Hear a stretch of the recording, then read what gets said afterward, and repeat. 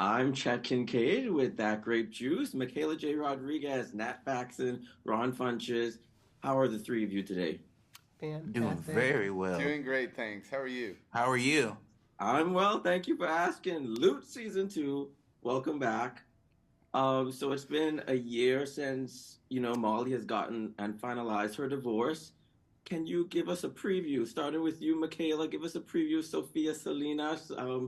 She's always been so stern, but now it seems like she might have a possible love interest. Yes. I mean, I feel like Sophia has definitely loosened up a bit, but she still has those like tight laced shoes on. She hasn't let up that much, and it kind of shows in the moments that she has with Molly and, really trying to make everything come together with all of the housing projects that they have. But in the midst of it all, Sophia is kind of like swept kind of off of her feet.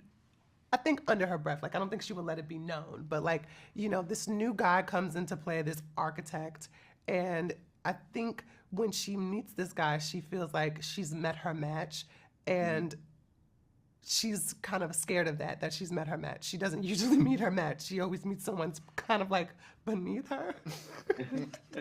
And I feel like in this space, she's finally like peeling back the peels of the onion. She's learning herself, and she's like, do I want to delve into a relationship when I have such a great business, a great team, a great boss? How am I going to manage all of that?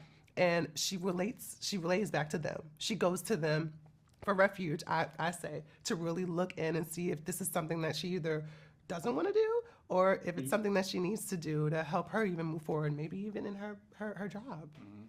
Well, that sounds amazing. And a theme that I'm picking up on is it seems like the characters sort of have like a rebirth. And I know for sure with Nat's character, Arthur, he has a rebirth. So tell us a bit about Arthur this season, Nat.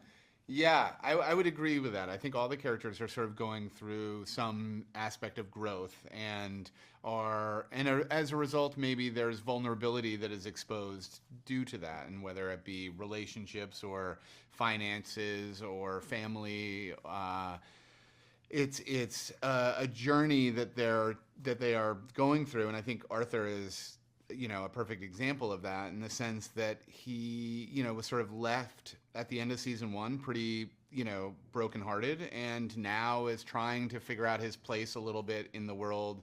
After being in such a vulnerable spot, how do you sort of move forward? And I think there's some growing pains. He's wearing some unattractive accessories at times in the series, and but he does eventually try to, he does put himself out there enough with the help of sort of his crew, and find a new relationship. But I think all the while still sort of longing for someone else. So I think that's his sort of journey this season.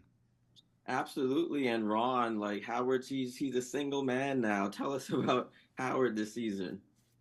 Howard has a reset, but probably not of his own accord. He just was floating around, surviving with his ex, and now he has to completely start over and has to move in with his cousin and try to figure out who he is on his own. I think Howard does a lot of growing up this season, realizing that he spent a lot of his time focusing on other people and their lives and how he could help them, and never really thinking about his own growth and where he wants to go with his career.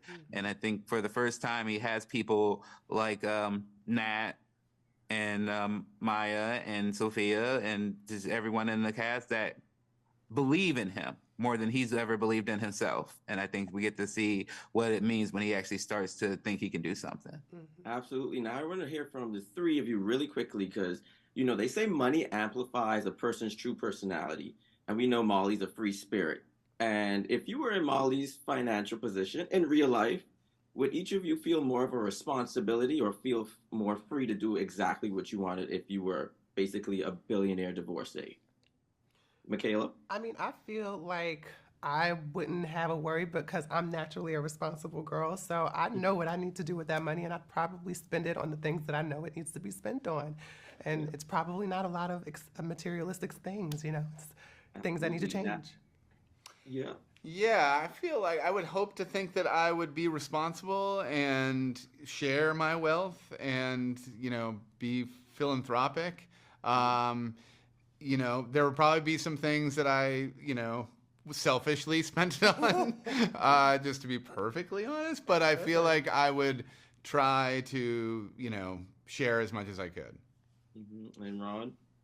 I would have my own island. I knew he was that going to say basically is with penguin butlers. We would also play real life Rocket League all day, where we would have a giant soccer ball and then various luxury cars that we try to hit the soccer ball into the nets. I'm sure there would be charity of some sort, but I would be too busy focused on building the world's largest water slide park to really know. I love that. We love it, Ron. MJ, Nat, Ron, I love y'all. Congratulations on season 2 and wishing you all the best. Thank you. Thank you very Thank much. you.